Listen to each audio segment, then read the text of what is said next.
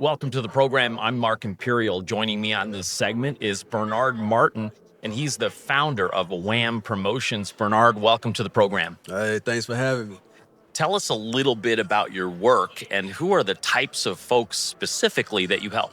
Got you, man. So we specialize in digital ads, so brand awareness, we could take anybody, any company, any brand, and within a matter of minutes, get them in front of millions of people, so that's what we do. But not just anybody, their ideal audience, you know. So our ideal customers, man. So we got podcasts, we got brands, music artists, business owners, so anybody that needs to get in front of people, we can make it happen. It really doesn't matter what type of business that they have. Is there a big misconception or a myth out there, especially with like podcasters and people doing social media, that I don't need to pay for ads? Hmm. Don't you hear that a lot? What do you have to say about that? So I would say that's true and it's not true, because paid ads is just another form of marketing. But regardless if you're paying for ads or not paying for ads, you're gonna pay for something. You're gonna pay to get in front of people, whether you're paying with your money or you're paying with your time, or you're paying with through a relationship, but that relationship took time to build, Just like at Podcast Summit that we're here right now, you got people that's on stage. A lot of those people are getting paid to get on stage. And then you may have people that sponsor to get on stage, you know? So that's just another form of marketing, right? Absolutely, and You I know? and I always like that expression that money buys speed, Mm-hmm. because you can do it the slow way, organically, and just kind of waiting for something to happen, or you can pay to get Exactly. that message spread out to your ideal audience. So, Mm-hmm. what's the biggest challenge that people have that they want to hire you to handle their ads for them? Do they have trouble doing it themselves, or what's their challenge? I would say most people, if they don't have the time to, consume the education to learn how to do it, then yes, they're gonna have to hire somebody. If they have the time, then I would definitely advise them to, take the time, learn it, and keep that expense in their pocket. But regardless if you're paying someone to do it for you, or if you're learning to do it for you, you're still gonna put money into the machine. So that machine, that could be the YouTube ads, Google ads, Facebook ads, Instagram ads. You're gonna put money into those machines for you to turn around and get in front of people. So but yeah, definitely if you can learn how to do it yourself, definitely. What's the biggest like question that you get from podcasters or business owners about paid ads? What's the biggest question people have on their mind? How do I know that these aren't bots? That's probably the biggest thing. Regardless, even if it's paid ads, I mean, they still have that question.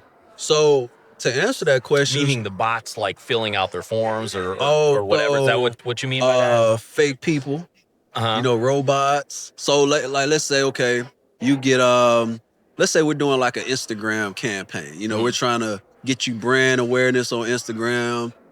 We do a campaign where we get you millions of views on your videos. You gain tens, 20,000 followers, right? How do you know these people are real? That's the biggest thing. How do you know these numbers aren't vanity numbers? So whenever you're running ads on these platforms, they have a dashboard that shows analytics, So not only are you getting millions of views, it breaks it down. Okay, well, these views came from men and women between the age of 24 and 54. Most 90% of these people were located in the United States. Most of these people are interested in, particular types of, things, because you can target people based on interest, demographic, employment, So I would say that's the biggest question. Bernard, how did you get started in paid ads and this? Like, what inspired you to get into the field?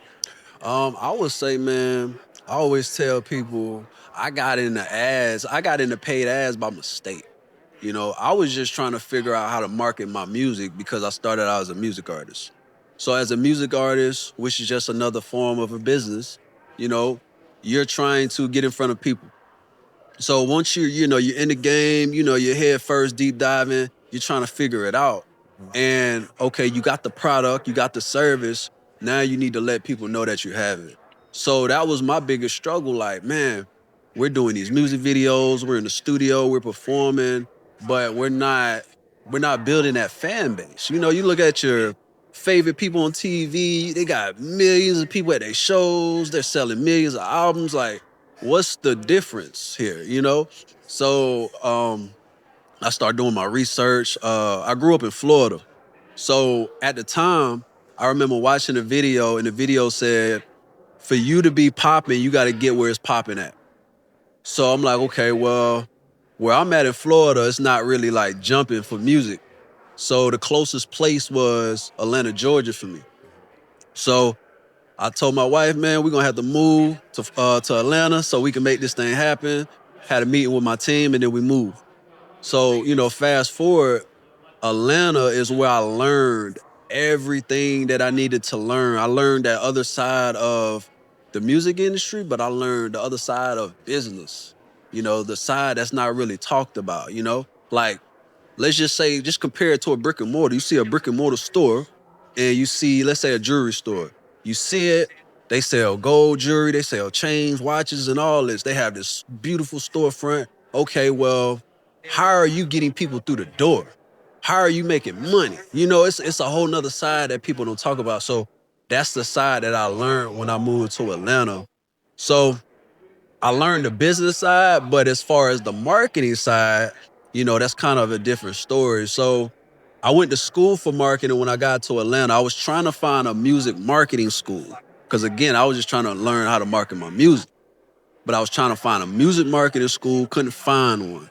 They had music schools, they had Full Sail, they had like another school, I can't think of the name, but they focus on like music, engineering, Mm-hmm. producing, Mm-hmm. right? Yeah. So I'm like, all right, well, I'm just gonna go to school for marketing because if I can learn marketing generally, I can do marketing for anything.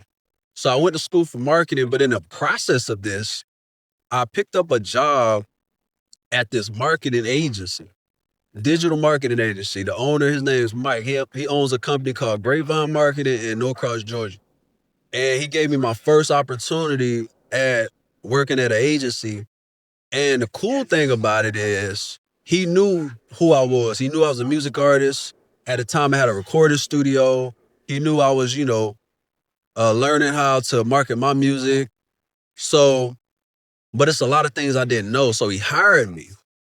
He showed me how to run paid ad campaigns for business owners.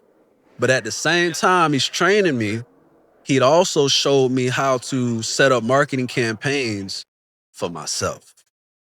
So I had a recording studio, still got it.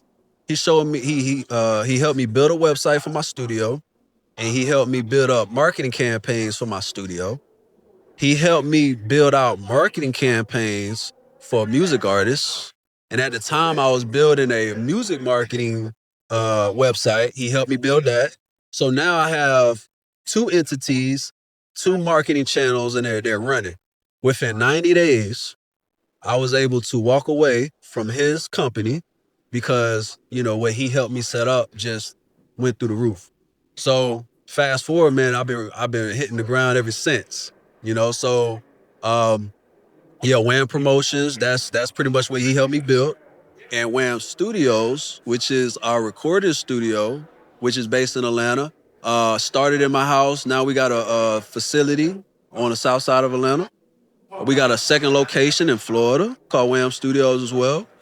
And yeah, man, I've been rolling ever since. So yeah, that's how I got in the game. Yeah, congratulations. That's how it sounds like that's how it all came together. Yeah. And isn't it like that in every field? In school, they're going to teach you the craft of how to do your thing. If you're an attorney, maybe you go to law school and they teach you everything about law. But the thing that they leave out is how do you get a client? And that's what you learn by running the paid ads. And now you can apply that knowledge to the marketing and targeting exactly the audience you're looking for whether it's a business owner or a musician or a podcaster. Yeah. That's terrific. Is before I ask you my last question, Bernard, is there anything in regards to paid ads that I didn't think to ask you that you feels like super important to share with a business owner or a podcaster or a creator about getting started? So I would say, man, if I was a business owner and if I had to do anything, if it's like, okay, what advice could I give a business owner about just marketing, period? If you have the money, invest in paid ads. Paid ads is the fastest way to get in front of anybody. So it's like, don't be scared of it. Don't run from the fact that, oh, you're paying to get in front of people or paying this and paying that. Business comes with a cost. So just add that into the other cost of business, because you got your operational costs, you got your staffing, you got your brick and mortar, you got you creation of the products. Marketing is just another cost that has to be paid, but paid ads is the fastest way to get in front of people. And it's another fast way to test something real quick. Yes. Before you invest like a lot into it, you can test something quick with ads. Is that right? Exactly. Yeah, you could take like $50, $100, and let's say you have a product. Let's say, okay, like an author, say you got books, you wanna, let's say you got this book created and you got different book covers. Let's say you got about 2 to 3 different book covers, and you're trying to decide which is gonna be the one that's gonna, catch the eye of the audience, that's gonna make them click and go to the next stage. Where you could create like a campaign that has like 4 or 5 different ads with different book covers, run ads, and then based on the data that you collect, you can decide like, wow, this is the book cover that's gonna help me, this is the book cover that they're gravitating towards more. This is the book cover that's gonna help me take my book to the next level. Boom, we're going with this book cover. So that's just one strategy that you can use. With the cover, that's similar to Tim Ferriss's story with 4 Hour Work Week, when he tested the title of his book, testing multiple different titles to see which one actually got results and response. Yes. Titles, that's good too, because when it comes to pay ads, headlines is like 80% of the ad. So in your headline, let's say you got 4 to 5 different book title ideas. In each ad, you can put those book titles in there and see which one are people gravitating towards more.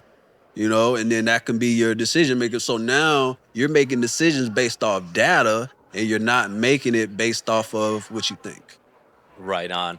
Bernard, for our audience who want to connect with you and learn more, how do they find you? So you can find me on Instagram, Wham Promotions. So WAMM Promotions. That's our company Instagram. My personal Instagram is Nard Too Hard. So NARD, the number 2, then hard. And then, find us on Instagram.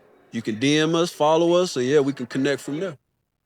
This has been terrific. I really appreciate you taking the time to share with my audience today, and I wish you continued success for you, for Wham Promotions, and for all of your clients. Yes, sir. I appreciate it. That was Bernard Martin. He's the founder of Wham Promotions. I'm Mark Imperial. That's all for now, and we'll see you again next time.